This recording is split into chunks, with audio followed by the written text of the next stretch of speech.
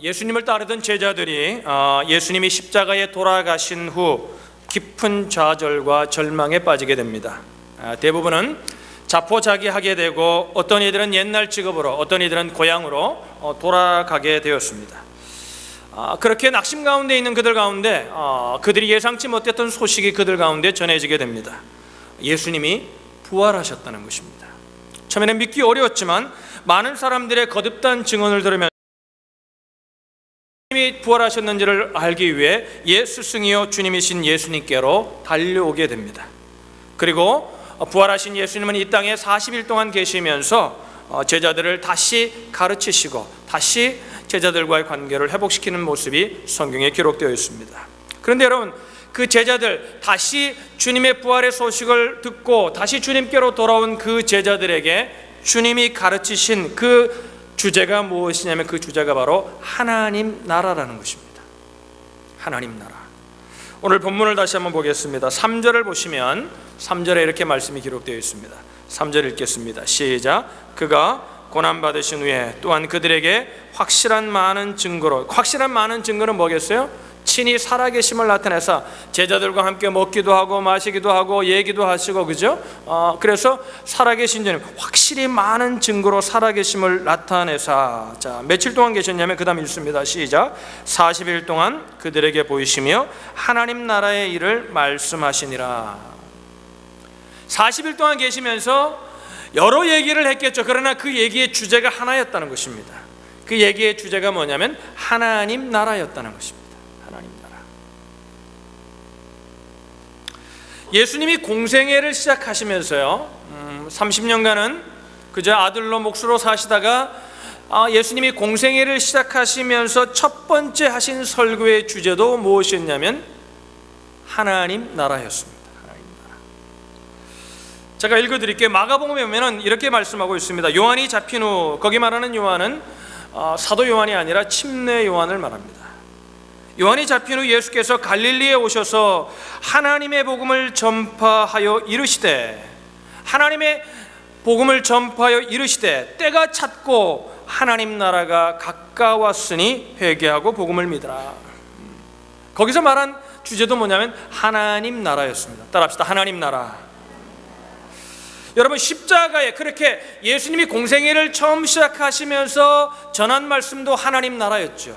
그런데 여러분, 꾸준히 살피면, 성경을 전체를 살피면요, 하나님 나라에 관한 얘기는 시작과 끝에만 있었던 것이 아니라 늘 예수님의 주제였습니다. 심령이 가난한 자는 복이 있나니, 그것이 뭐예요? 하나님 나라가 임할 때 가능한 것입니다. 할렐루야. 근데 오늘 예수님께서 다시 살아나셔가지고 3일 만에 부활하셔서 그 부활의 소식을 듣고 달려온 그 제자들에게 40일 동안 계시면서 가르치셨던 주제도 무엇이냐면 하나님 나라였다는 것입니다. 하나님 나라. 오늘 본문 1장 6절에 보시면 1장 6절을 한번 읽을까요? 제자들이 예수님께 묻습니다. 하나님 나라에 관한 설교를 듣고 제자들이 이렇게 묻습니다. 시작. 그들이 모였을 때 예수께 여쭈어 이르되 주께서 이스라엘 나라를 회복하심이 이때니까 하니. 그러니까 하나님 나라에 관한 설교를 듣고 난 후에 제자들이 이렇게 질문합니다. 예수님, 그러면 이스라엘 나라를 회복하심이 지금 이때입니까? 여러분, 이 대화가 이루어진 것이 어디냐면요, 예루살렘 동쪽에, 제가 예루살렘에 가면 예루살렘이 바로 이렇게 눈에 보이는 곳에 보면 동쪽편에 보면 감람산이라는 산이 있습니다. 바로 여기서 예수님이 복음의 비전 맵을 보여주시고 지금 어떻게 될 것인가를 말씀하셨던 곳이 아주 중요한, 우리 기독교인들에게는 아주 중요한 곳입니다.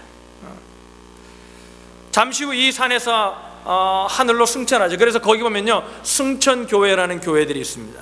다 여기다 해가지고 한 3교회가 있는데요, 제가 갔던 성지순례 갔을 때 그 한 교회를 가봤는데 그 교회 가보니까요, 천정이 없어요. 예수님이 승천하셨다는 겁니다. 그 기분이 묘하던데요. 거기 갔는데 막 사람들이 시끄럽고 그러는데요, 이 천정을 막 사람들이 시끄러워가지고 저는 성지순례 가서 큰 은혜를 못 받았어요. 막 시끄럽고 막 보면 빨리 가야 되고 막 이렇게 밀려나리잖아요. 근데 그 승천에 가서 거기도 뭐 별 기대를 가지 않고 그냥 그렇지 하고 그냥 갔는데 그렇게 천정을 딱 보는데 천정이 없는 거예요. 근데 기분이 묘하더라고요. 그러면서 이런 생각이 들더라고요. 내가 살아생전에 주님이면 나도 저렇게 올라가는 거구나. 죽은 후에 오시면 내가 죽었다가 다시 살아나 주님께로 올라가는 거구나. 할렐루야. 이런 생각이 들더라고요.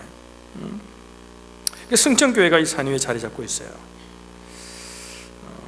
예수님은 그 마지막 하늘로 올라가시면서 제자들에게 40일 동안도 하늘나라에 가는 말씀을 가르치고 난 후에 마지막에 이곳에서 예수님은 제자들에게 이렇게 말합니다. 오직 성령이 너희에게 임하시면 너희가 권능을 받고 예루살렘과 온 유대와 사마리아와 땅끝까지 이르러 내 증인이 되리라.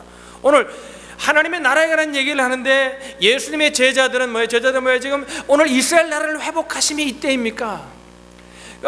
지금 로마의 식민지 속에 있으니까 로마를 뒤집고 이제 이스라엘이 세계 주도권을 차지해서 이제 독립할 때가 이때입니까? 정치적인 얘기를 하고 있는데 예수님이 이렇게 말합니다. 오직 성령이 너에게 임하시면 너희가 권능을 받고 예루살렘과 온 유대와 사마리아와 땅끝까지 이르러 내 증인이 될 것이다. 비전을 주시는 거예요. 하늘나라의 비전을 주시는 거예요. 오늘 이 아침에 이 하늘나라의 비전이 있는 여러분 되시기를 주님의 이름으로 축복합니다. 여러분, 비전이 있는가 없는가는요 엄청난 결과의 차이를 가져옵니다. 그렇기 때문에 이 비전을 갖는 것이 그리스도인에게는 너무나 중요합니다. 여러분, 비전이 얼마나 중요합니까? 그죠? 여러분, 이솝우화에 보면 토끼와 거북이 얘기가 나오잖아요. 누가 이겼죠? 누가 이겼어요? 거북이. 아주 또 기억을 하시네. 거북이가 이겼죠. 거북이가. 여러분, 왜 거북이가 토끼를 이긴 겁니까? 어릴 때는 뭐라고 생각합니까? 어린애들에게는 이렇게 가르치면 열심히 뭐든지 꾸준히 노력하면 승리한다. 이솝우화의 마지막에 보면 그런 얘기를 하죠. 어른이 되어서도 그렇게 얘기하면은 아직 어른이 못된 겁니다. 토끼와 거북이에게서 여러분 무엇을 봅니까? 저는 왜 토끼가 이겼다고 생각하는 줄 압니까? 여러분, 왜 거북이가 이겼습니까? 거북이는요 목표가 있었기 때문에 이긴 겁니다. 토끼에게는요 그 목적지가 목표가 아니라 거북이를 이기는 게 목표였어요. 그러니까 뭐예요? 멀리 달려가다 보니까 거북이가 저 어디 보이지도 않는 곳에 아직 한참 여유가 있다고 생각하고 낮잠을 자는 겁니다. 목표가 있는 사람은 끊임없이 가는 겁니다. 결국은 승리하는 겁니다. 할렐루야. 여러분에게 이 하늘나라의 비전과 목표가 있기를 주님의 이름으로 축복합니다.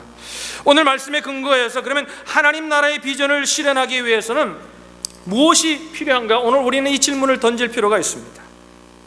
예수님의 제자된 우리가 하나님 나라의 비전을 오늘 무엇으로, 어떻게, 어디서부터 이룰 것인가? 오늘 본문 속에서 우리는 질문하면서 오늘 본문 속에서 그 답을 찾으려고 합니다.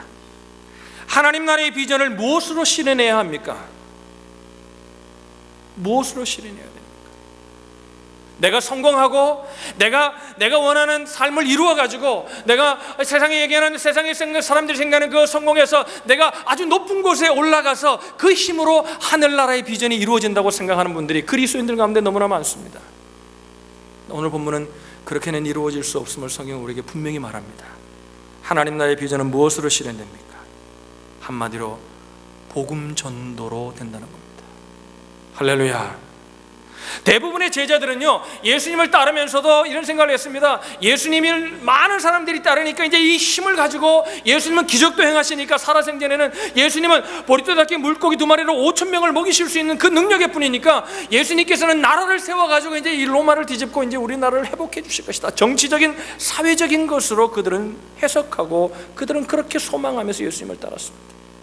그러다 예수님이 십자가에 돌아가시니까 다 도망갑니다. 오늘 부활하신 그 주님을 만나러 와가지고 그 부활하신 주님을 만나면서도 뭐랍니까? 예수님이 하나님 나라에 관한 얘기를 하니까 오늘 그 가운데 제자가 이렇게 묻습니다. 예수님 그러면 이스라엘 나라를 회복하심이 이때입니까? 지금 부활의 주님을 만나고 나서도 뭔 생각을 합니까? 정치적인 사회적인 것을 통해 하나님 나라가 임할 거라고 생각합니다. 예수님이 이렇게 말합니다. 오직 성령이 너에게 임하시며 너희가 내 증인이 되리라. 할렐루야. 할렐루야. 오늘도 여러분, 오늘날도 소셜 가스펠을 얘기하는 분들이 많습니다. 사회복음. 그들의 얘기가 다 틀린 것은 아니지만 기독교의 본질을 믿는다고 하는 사람들 가운데도 사회복음을 통해 하나님의 나라가 임할 것이라고 기다리는 이들이 적지 않습니다. 기독교의 할 일이 정치적이고 사회적인 행동을 통해서 이 땅에 하나님 나라가 임하게 하는 것이다, 그렇게 생각하는 겁니다. 근데 문제는 뭐냐면요, 이런 시도가 역사적으로 성공한 사례가 없고 그것이 성경적인 기대치도 아니라는 것입니다. 하나님의 나라가 임하게 하는 주님의 방법은요, 개인이 복음을 전하는 겁니다. 할렐루야, 할렐루야. 여기서 내 증인이 되리라 그랬잖아요. 따라합시다. 내 증인이 되리라. 근데 증인이 된다는 게요, 사회적으로 정치적으로 하는 것보다 쉽다 이런 얘기가 아니에요. 여기 증인이 된다는 의미를 보면요, 성경적인 의미는 이런 의미예요. 순교한다는 의미예요. 복음을 전하는데 뭐예요? 어려움이 있죠. 여러분, 어떻게 보면요, 옛날보다 지금 복음을 더 전하기 어렵습니다. 왜 그렇습니까? 여러분, 기독교를 개독교라고 욕을 합니다. 예수님을 다 안다고 생각합니다. 그런 사람들에게 복음을 전하는 것이 너무나 어려운 시대를 살고 있습니다. 근데 여러분, 우리가 어떻게 복음을 전해야 하냐면요, 그걸 이길 수 있는 방법이 있습니다. 증인이 되는데 순교자의 마음을 가져야 돼요. 순교자. 실제로 초대교회 믿음의 많은 선배들이 어떻게 살았습니까? 복음을 위해 죽었습니다. 여러분, 초대교회만 그렇습니까? 여러분, 지금도 이라크에서 여러분 유튜브 보셨죠? 예수를 믿는다는 것 때문에, 예수 안 믿으면 살려주겠다는데 예수 믿는다는 것을 인정하기 위해서 뭐래? 개, 돼지를 죽이는 것처럼 그들이 웃으면서 죽이더라고요. 저도 보면서 얼마나 충격받았는지 몰라요. 서놓고 막 웃으면서 파! 그리고요, 싸가지고 다 죽었는데 거기다 또 막 쏘옵니다. 그런데도 예수님을 부인하지 않습니다. 그게 예수 믿는 겁니다. 할렐루야. 그게 신앙입니다. 복음 전도를 통해 일어났다는 겁니다. 기독교 역사를 이렇게 보다 보면요, 재밌는 사실을 하나 발견합니다. 이렇게 부흥이 일어났던 시대들을 관심을 가지고 이렇게 보다 보면, 그 부흥이 일어났던 한국도 그렇고 그 부흥이 일어났던 모든 시대의 공통점이 하나 있습니다. 그 공통 분모가 뭐냐면요, 그리스도인들이 복음 전도를 우선순위로 두고 살았다는 겁니다. 할렐루야, 할렐루야. 시장에 장사를 하다가도 복음을 전할 수 있는 기회가 되면 그 자판을 내려놓고 복음을 전하는 일을 했습니다.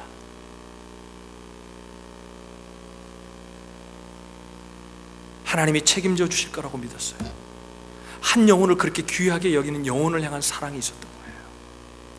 교회를 부흥시키고 교회에 많은 사람들이 모이기 위해서 그들은 복음을 전한 적이 없습니다. 한 영혼을 천하보다 귀하게 했던 그 주님의 마음을 그들은 알았습니다. 내 영혼을 위해 죽으셨던 그 주님의 마음을 그들은 갖고 있었던 겁니다. 할렐루야. 주님은 우리가 전하는 그 복음을 통해 하늘나라를 만들어 가신다는 겁니다. 그러면 두 번째로, 하나님 나라의 비전은 어떻게 우리가 그러면 준비하며, 그렇게 하기 위해서 어떻게 우리가 준비할 수 있을까요? 오늘 그 대답을 성경은 분명하고 확실하게 이렇게 말하고 있습니다. 오직 성령이 너에게 임하시며 너희가 권능을 받고. 성령으로만 된다는 겁니다. 할렐루야. 사실 제자들이 포기하지 않았던, 부활의 주님을 만나러 오면서도 그들이 포기하지 않았던 하나님 나라는 그들은 물리적으로 정치적으로 힘으로 하는 나라였습니다. 그러니까 죽음까지 이기신 예수님이니까 이제 못할 게 없다, 이제 우리 다 할 수 있다. 네, 예수님 그렇게 말하는 거예요. 오직 성령이 너에게 임해야 된다. 예수님은요, 그때만 말한 게 아니라 일찍부터요, 오늘 예수님이 승천하기 전에만 예수님이 40일 동안 부활하셔서 그들과 함께 하시면서만 말씀하신 게 아니라 이전부터 얘기했는데 제자들이 듣지 못하는 겁니다. 여러분, 누가복음에 보면 17장에 보면 여러분 잘 들어보세요. 이런 말씀이 있어요. 바리새인이 하나님의 나라가 어느 때에 임하나이까 묻거늘, 그들이 그냥 예수님을 사랑해서 물으러 온 게 아니라 예수님을 곤란하게 하려고 이제 많은 사람들이 모인 가운데 바리새인이 일어나 이렇게 예수께 묻습니다. 하나님의 나라가 그러면 어느 때에 임합니까? 성경이 이렇게 말합니다. 묻거늘 예수께서 대답하여 이르시되 하나님의 나라는 볼 수 있게 임하는 것이 아니요 또 여기 있다 저기 있다고도 못하리니 하나님의 나라는 너희 안에 있느니라. 이게 무슨 의미예요? 하나님의 나라는 너희 안에 있느니라. 무슨 의미예요? 예수를 믿고 하나님으로 성령의 충만을 구하면 성령의 충만이 우리 가운데 임하셔서 하나님이 우리를 마음을 다스리고 우리의 삶을 다스리는 것, 그것이 바로 하늘나라라는 거예요. 할렐루야. 너희 마음에 있는. 그러면서 예수님은 이렇게 말합니다. 오늘 본문 1장 4절에 예루살렘을 떠나지 말고 먼저 아버지가 약속하신 성령을 기다리라. 여러분, 사도행전은 누가 썼습니까? 사도행전은 사도가 썼죠. 누가가 썼습니다. 그 사도행전을 쓰기 전에 누가복음을 먼저 썼습니다. 한참이 지난 후에 좀 보완할 필요가 있어서 사도행전을 쓴 겁니다.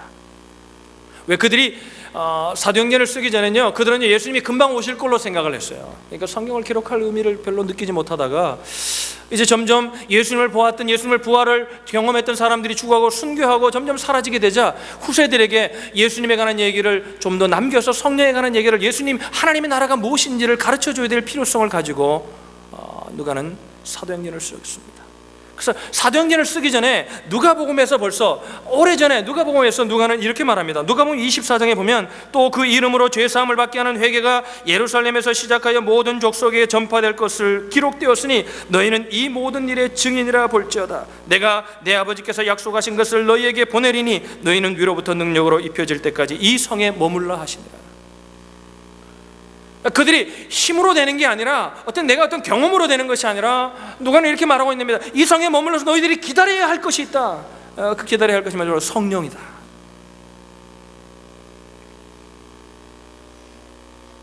그러면서 1장 5절에 이렇게 말합니다. 오늘 1장 5절 읽어볼까요? 1장 5절입니다. 읽겠습니다. 다 같이 시작. 너희는 몇 날이 못되어 성령으로 세례를 받으리라 하십니다. 할렐루야.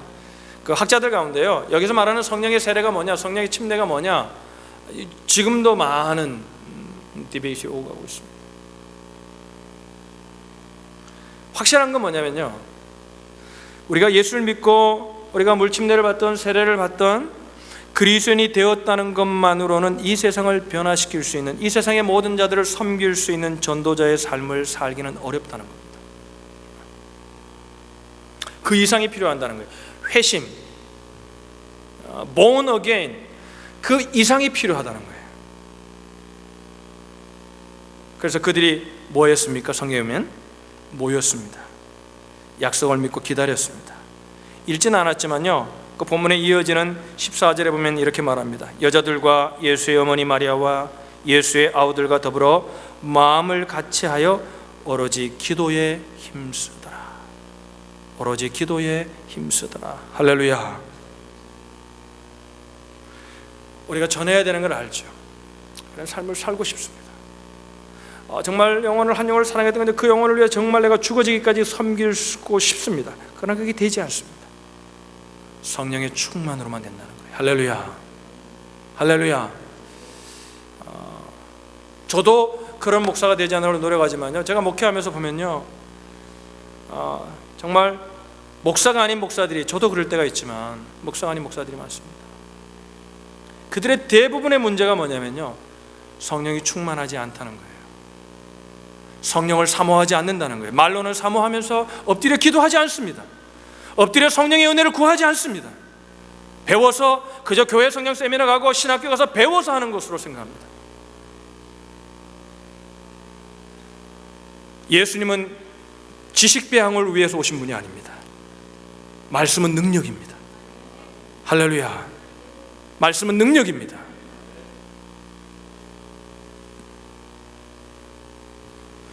제가 목회하면서요, 저희 교회에 신학생이 있었는데 제가 중간에 신학교 그만두라고 한 학생이 한 사람이 있었습니다. 이유가 뭐냐면요, 머리만 커지는 겁니다. 성령이 충만하지 않고 자꾸 말씀이 들어가게 되면 머리만 커져서 그 머리가 어떻게 되냐면요, 판단하고 정죄하는 데만 씁니다. 말씀은 살리는 것입니다. 말씀은 생명입니다. 옳고 그름을 분별함으로 끝나는 것이 아닙니다. 옳고 그름을 분별한 후에 정말 말씀, 성령으로 말씀을 붙든 자는 그들을 살리는 일을 합니다. 성령으로만 되는 겁니다. 그래서 우리가 내일부터 기도하는 것입니다. 나와서 여러분 기도할 수 있기를 바랍니다. 마지막으로, 그러면 하나님 나라의 비전을 어디에서부터 실천해야 할까요? 그 대답은 오늘 본문은 예루살렘에서부터 해야 한다고 말하고 있습니다. 1장 8절에 보면 오직 성령이 너에게 임하시면, 그러면서 쭉 말하면서 예루살렘과 온 유대와 사마리아와 땅끝까지 이르러 내 증인이 되리라 하시니라. 궁극적으로는 어디까지 가야 되냐면 땅끝까지 가야 한다는 거예요. 땅끝까지. 왜냐하면 온 세상을 사랑하시는 하나님은 온 민족이 하나님께로 돌아오기를 원합니다. 할렐루야. 그런데 여러분, 이 말씀에서 나오는 지명들이요, 어떤 분은 이렇게 주장해. 예루살렘을 전하고, 그 다음에 뭐예요? 유대를 큰 땅을 유대를 품고, 그 다음에 이방인 사마리아를 품고, 그 다음에 땅끝까지로 가야 된다. 이게 순서적으로 일어나야 되는 거라고 생각하는 분들이 있어요. 그렇게 해석하는 분들이 있습니다. 그러면 여러분, 굉장한 오류가 생깁니다. 무엇이 생기냐면요, 여러분과 저는 아직 예수 믿을 때가 되지 않았습니다.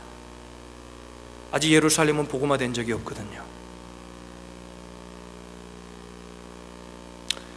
이건 동시에 일어나야 합니다. 예루살렘의 복음을 전하면서도 땅을 품고 온 땅을 품어야 합니다. 여러분 동의하시면 아멘. 그럼에도 불구하고 오늘 이 말씀은 우리의 전도 명령에 대한 1차적인 순종이 예루살렘, 다시 말씀드려 우리가 살고 있는 곳으로부터 시작되어야 한다는 것입니다. 일하는 직장, 일하는 일터, 우리가 공부하는 캠퍼스, 우리가 살아가는 가정, 우리가 살아가는 삶 속에서 만나는 이웃들에게 우리는 마땅히 그들에게 복음을 전하는 일들이 감당되어져야 한다는 것입니다. 여러분, 온 세상을 변화시키는 일도요, 결국은 어디서 시작됐냐면 예루살렘이라는 곳에서부터 시작되었습니다. 온 인류를 위해 복음을 전하는 그 복음도 어디서 한 사람으로부터 시작된 겁니다.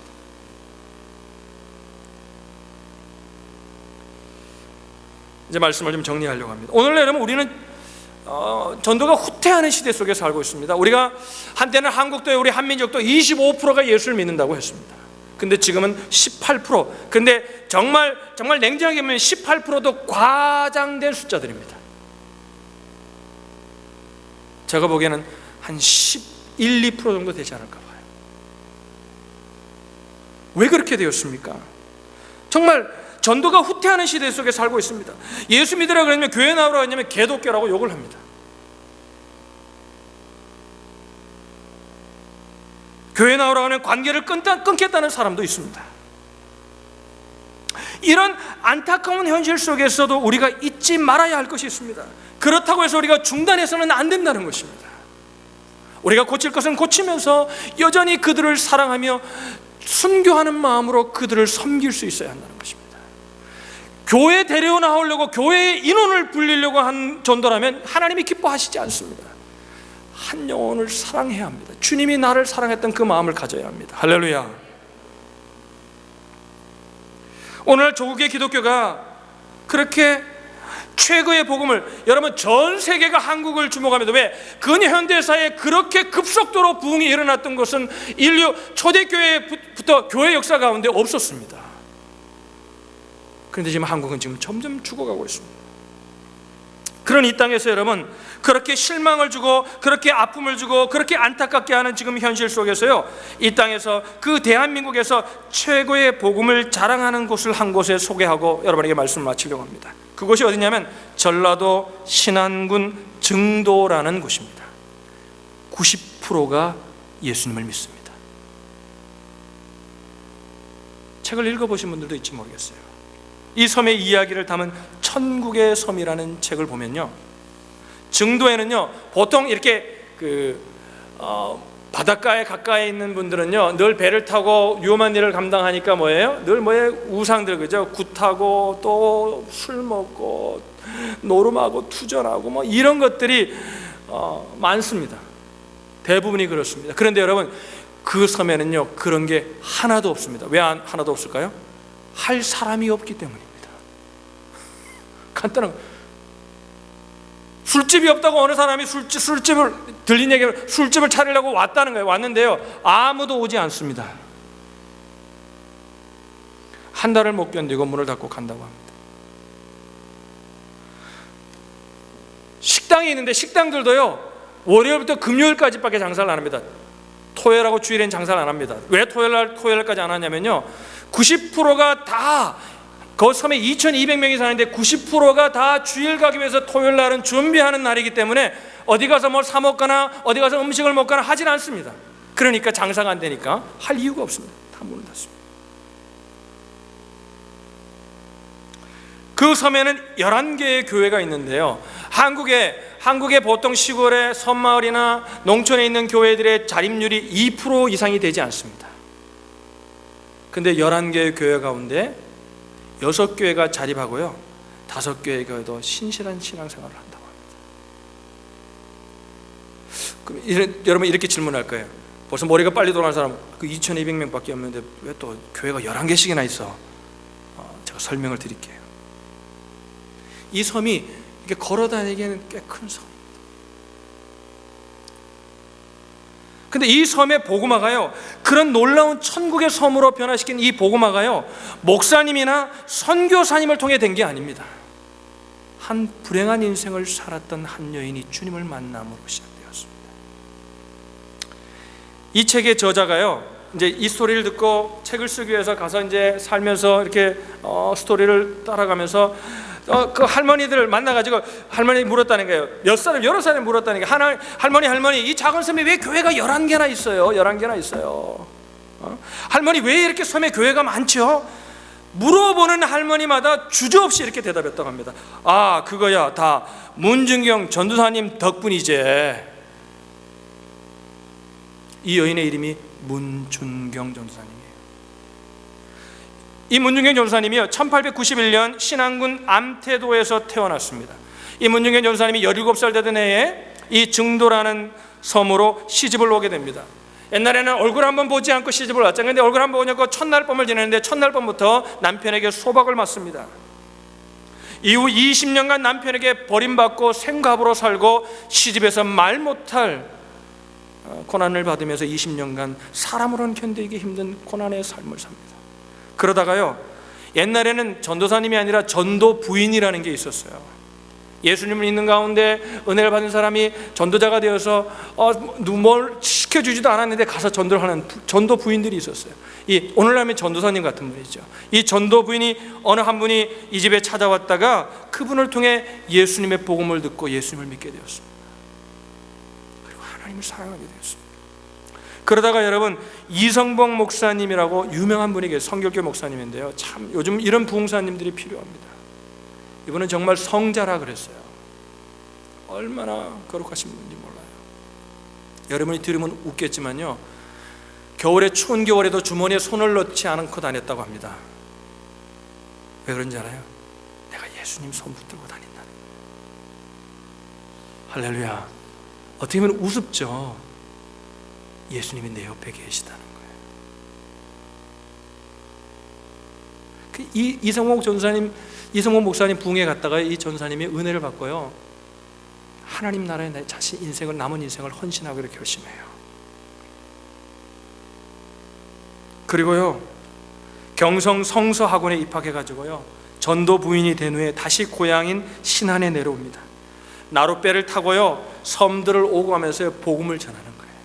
그러면서 어떻게 복음을 전하냐면, 예수 믿나요? 안 믿죠. 그러니까 짐꾼도 되고요, 어떨 때는 우체부 역할도 하고, 필요하다면 사다 주고 약사 역할도 하고 의사 노릇도 하면서 1년에 9켤레가 되는 고무신을 갈아치우며 이 섬 저 섬의 돌짝바퀴를 다녔다고 합니다. 그리고 아이, 병자, 어른을 만나면 누구나 막론하고 붙들고 찬양하며 기도해 주었다고 합니다. 섬마다 그러다가 개척교회들이 세워져서 11개의 교회가 싸워서 생긴 게 아니라요, 그래서 세워진 거예요. 할렐루야. 그녀의 영향을 받은 청소년들 가운데요, 우리가 이름만 얘기해도 아는 목사님들이 많습니다. 김중권 목사, 이만신 목사, 정책희 목사, 신복윤 목사, 이봉성 목사, 한국의 거대한 신앙의 줄기를 이끌어갔던 건데 30여 명의 목회자들이 나왔습니다. 6.25 전쟁 중에 공산당원이 그녀를 체포해가지고 인민재판을 합니다. 그러면서 이렇게 욕을 합니다. 새끼를 많이 깐 시암타가 죽어라. 그러면서 몽둥이로 팍 내리칩니다. 피가 터집니다. 근데 문중영은요, 이렇게 말합니다. 아버지여, 내 영혼을 받으소서. 그리고 기도하며 총탄을 맞고 숨을 거두었다고 합니다. 정말 그 공산당원의 증언처럼요, 그녀는 수많은 영혼의 생명을 낳은 거룩한 시암탉이 되었던 거예요. 그녀의 장례식에는요, 그 당시에 가장 많은 사람들이 모였던 김구 선생의 장례식보다도요 더 많은 인파가 왔다고 합니다. 근데 거기 온 모든 사람들이 어떤 사람들이냐면요, 모두 그녀에게 전도받은 사람, 성경을 배운 사람, 기도받은 사람, 사랑받은 사람, 도움받은 사람, 그녀의 손으로 눈물을 씻김받은 사람들이었습니다. 그 결과 오늘 증도가 민족의 성지가 될 만큼 90% 이상이 예수를 믿는 천국의 섬이 되었던 겁니다. 한 사람을. 할렐루야. 만일 우리 가운데 정말 문중경 전도사님 같은 분이 한 분만 나올 수만 있다면, 우리가 전도할 사람 가운데 그런 사람이 한 사람만 나올 수 있다면 이 땅을 복음화할 수 있습니다. 할렐루야. 그러면 누가 이러한 비전을 실현하는 주인공이 되어야 하겠습니까? 우리가 아니면 누가 하겠습니까? 언제 하겠습니까? 지금이 아니면 언제 할 것입니까? 여기서 어디서부터 하겠습니까? 여기서부터가 아니라면 어디서부터 하실 것입니까? 오늘 말씀을 기억하면서 오늘 하나님이 저와 여러분들에게 이렇게 도전하십니다. 하늘나라는 복음을 전함으로 오는 것이다. 그 복음조만 성령의 충만을 통하여 가능하다. 그 복음을 어디서부터 전하면 오늘 내가 있는 이곳이 복음을 전하는 곳이야. 오늘 예수님께서 감람산에서 제자들에게 마지막 승천하시기 전에 이 비전의 매핑을 나누셨듯이 오늘 저와 여러분들이 앉아있는 이곳이 바로 영적인 감람산이 되셔서 오늘 여러분에게 이 비전이 심어지기를 주님의 이름으로 축원합니다. 잠시 우리 기도하겠습니다.